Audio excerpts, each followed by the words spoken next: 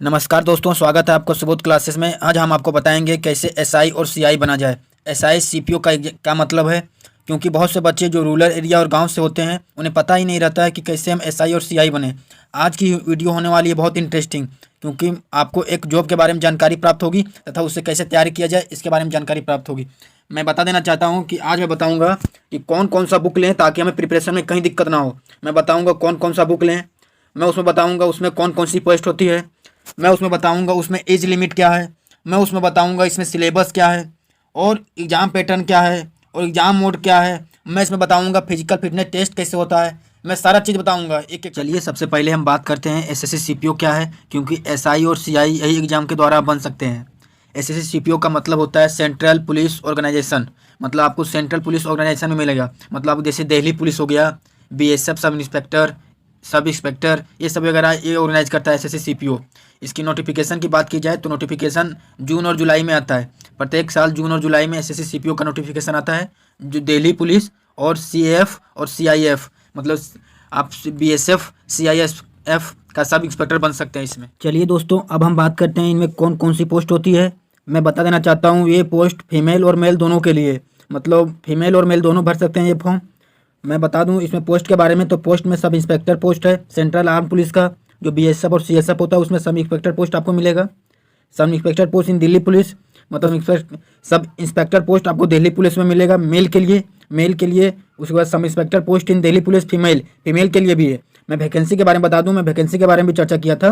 Total vacancy इसमें 1564 vacancy होता है।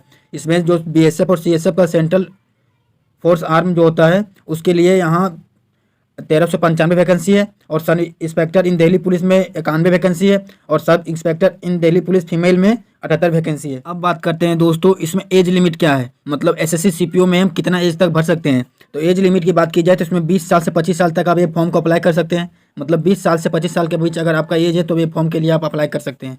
क्वालिफिकेशन की बात की जाए तो इसमें बैचलर डिग्री चाहिए, मतलब आपको बैचलर डिग्री रहना चाहिए कोई भी स्ट्रीम से। आर्ट्स कॉमर्स साइंस से आप किसी भी स्ट्रीम से रह सकते हैं, लेकिन बैचलर डिग्री होना चाहिए।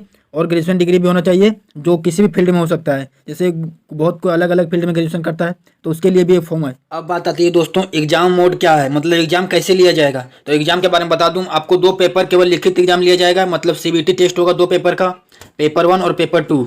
और फिर आपको फिजिकल फिटनेस टेस्ट होगा, फिजिकल फिटनेस टेस्ट और मेडिकल टेस्ट होगा इसमें। और मेडिकल टेस्ट में बताऊंगा क्या क्या जरूरी चीज़ है, वो सारी चीज़ बताऊंगा आगे की वीडियो में। मैंने आपको बताया एग्जाम मोड क्या है। अब मैं बताऊंगा आपको एग्जाम पैटर्न क्या है, मतलब एग्जाम कैसे लिया जाएगा आपको। पेपर 1 में कौन सा सब्जेक्ट का एग्जाम होगा मैं बताऊंगा। पेपर 1 में आपको 4 सब्जेक्ट का एग्जाम होगा। जनरल इंटेलिजेंस एंड रीजनिंग, मतलब रीजनिंग से। General knowledge and general awareness, मतलब जीके जीएस और जीके से। आपको क्वांटिटेटिव एप्टीट्यूड, मतलब मैथ से क्वेश्चन आएगा। और इंग्लिश कंप्रीहेंशन, मतलब इंग्लिश से क्वेश्चन आएगा। क्वेश्चन टोटल मिलाकर 200 क्वेश्चन रहेगा, और सारे सब्जेक्ट से 50-50 क्वेश्चन आएगा, और 50-50 मार्क का रहेगा। मतलब आपको टोटल क्वेश्चन 200 रहेगा, टोटल मार्क 200 नंबर का रहेगा, और टाइम ड्यूरेशन 2 आवर का। मतलब एक क्वेश्चन 1 नंबर कैरी करेगा। और नेगेटिव मार्किंग की बात की जाए इसमें 0.25 नेगेटिव मार्किंग है। दोस्तों मैंने आपका पेपर 1 के बारे में बता दिया एग्जाम पैटर्न। अब पेपर 2 के बारे में बताता हूँ कैसे कैसे एग्जाम होगा। तो पेपर 2 में केवल इंग्लिश का एग्जाम होगा, और इंग्लिश के एग्जाम के अलावा कोई एग्जाम नहीं होगा। पेपर 2 में 200 मार्क का इंग्लिश का एग्जाम होगा। 200 क्वेश्चन रहेगा, 200 मार्क भी रहेगा। इसका टाइम ड्यूरेशन की बात की जाए तो आपको 2 घंटा समय दिया जाएगा, मतलब 2 घंटा समय आपको दिया जाएगा इसमें। क्वेश्चन की बात की जाए तो आपको क्वेश्चन 1 नंबर का रहेगा। और नेगेटिव मार्किंग की बात की जाए तो नेगेटिव मार्किंग इसमें 0.25 है, मतलब एक क्वेश्चन गलत करने पर आपको 1/4 नंबर काट लिया जाएगा। दोस्तों एग्जाम बहुत अधिक हार्ड नहीं है। अगर आप इंग्लिश आपका थोड़ा सा अधिक अगर अच्छा हो तो एग्जाम आराम से आप निकाल ले सकते हैं। दोस्तों अब बात आती है इसका सिलेबस क्या है, मतलब क्या क्या सब्जेक्ट इसमें पूछा जाता है। तो इसमें बता देना चाहता हूँ कि आपको इसमें इंग्लिश कंप्रीहेंशन इंग्लिश पूछा जाएगा। जनरल इंटेलिजेंस एंड रीजनिंग से क्वेश्चन रहेगा। General knowledge and general awareness, मतलब आपको जनरल नॉलेज और जनरल अवेयरनेस से क्वेश्चन आएगा। इसमें क्वांटिटेटिव एप्टीट्यूड मैथ से क्वेश्चन आएगा। मतलब 4 सब्जेक्ट, जो जनरल कंपटीशन में 4 सब्जेक्ट होता है, इंग्लिश, जीके जीएस, रीजनिंग और मैथ, चारों से आएगा आपको क्वेश्चन। तो चारों पे अच्छा कमांड रखना चाहिए, लेकिन आपको सबसे अच्छा कमांड रखना पड़ेगा इंग्लिश पे, क्योंकि इंग्लिश का सेकंड टीयर, मतलब सेकंड जो टीयर 2 होता है पेपर 2 का नंबर, वो आपसे 200 नंबर का क्वेश्चन पूछा जाएगा। अब बात आती है दोस्तों सिलेबस क्या है, मतलब सिलेबस हम क्या क्या पढ़ें ताकि एग्ज़ाम आराम से निकले। तो मैं सिलेबस की बात करूँ, सिलेबस में आपको पहले मैं इंग्लिश के सिलेबस के बारे में बताऊँगा। तो इंग्लिश के सिलेबस में आपको रीडर रिकॉग्नाइजेशन, मतलब कैसे सेंटेंस रीडर जो होता है वो आपको देखना है। फिल इन द ब्लैंक्स, मतलब आपको फिल इन द ब्लैंक्स आएगा जो क्लोज टेस्ट बोलते हैं। वोकेबुलरी, मतलब रीडिंग पेजेस कम्प्रीहेंशन वगैरह। स्पेलिंग, मतलब आपको स्पेलिंग की जानकारी होनी चाहिए, इंग्लिश स्पेलिंग की। उसके बाद ग्रामर से आएगा, ग्रामर की जानकारी आपको अच्छी होनी चाहिए। सेंटेंस स्ट्रक्चर, सेंटेंस स्ट्रक्चर को सेंटेंस अरेंजमेंट बोलते हैं। Antonyms synonyms. उसके बाद आपको क्वेश्चन आएगा सेंटेंस कंपैरिजन। उसके बाद क्वेश्चन आएगा आपको एडम और फ्रेज से, यूज ऑफ वर्ड और कंप्रीहेंशन। दोस्तों मैंने आपको बताया इंग्लिश के सिलेबस के बारे में।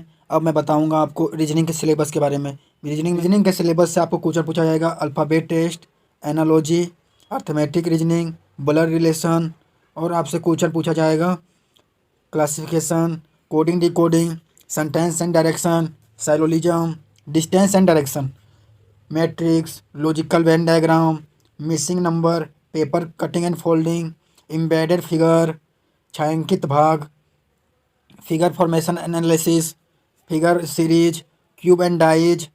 और आपसे क्वेश्चन पूछा जाएगा इसमें मिरर इमेज से, और क्वेश्चन पूछा जाएगा पैटर्न कंप्लेंसन से। उसके बाद क्वेश्चन पूछा जाएगा काउंटिंग ऑफ फिगर। मतलब टोटल 19 टॉपिक है।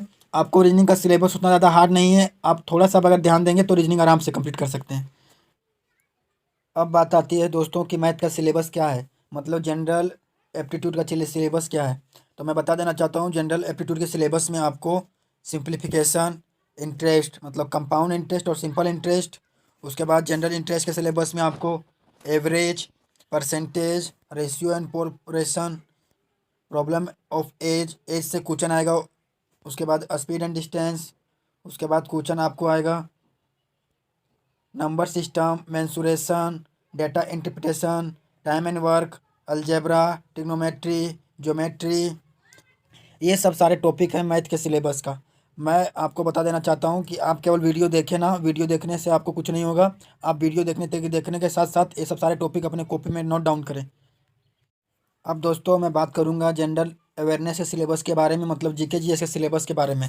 तो जीके जीएस सिलेबस में आपको स्टैटिक जीके जीएस, मतलब static GK, general science, current affair, sport, book and author. उसके बाद आप में आपके सिलेबस में important scheme, portfolios, people in news. उसके बाद आपको आएगा, उसके बाद आपके सिलेबस में history, geography, economics, award and honour and economics. मैं आगे की वीडियो में बताऊंगा कौन कौन सा बुक लें ताकि आपको प्रिपरेशन में कहीं दिक्कत। अब दोस्तों बात आती है फिजिकल फिटनेस के बारे में। फिजिकल फिटनेस कैसे होता है वहाँ शो, तो मैं बताना चाहता हूँ। पहले मैं मेल के लिए बताऊँगा। फिजिकल फिटनेस में मेल के लिए 100 मीटर पहले रेस होगा जो 16 सेकंड समय दिया जाएगा। उसके बाद 6 किलोमीटर, मतलब 1 किलोमीटर का रेस होगा, उसके उसको लिए आपको 6.5 मिनट समय दिया जाएगा। उसके बाद एक लॉन्ग जंप होगा, जो लॉन्ग जंप होगा 3.65 मीटर, और आपको 3 चांस दिया जाएगा, मतलब 3 चांस में आपको ये पूरा करना है। उसके बाद हाई जंप होगा जिसमें 1.2 मीटर। इन 3 चांस में आपको इसको भी पूरा करना है। उसके बाद आपको 4.5 मीटर पुट होगा, शॉर्ट पुट होगा।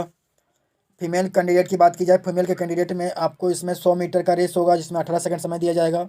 उसके बाद 800 मीटर का रेस होगा जिसमें 4 मिनट समय दिया जाएगा। उसके बाद लॉन्ग जंप होगा जिसमें आपको 2.7 मीटर समय दिया जाएगा और 3 चांस मिलेगा आपको इसके लिए। उसके बाद इसमें हाई जंप होगा, हाई जंप में आपको 0.9, मतलब कम से कम इसमें 4 फीट आपको 3 चांस में हाई जंप पूरा करना है फीमेल के लिए।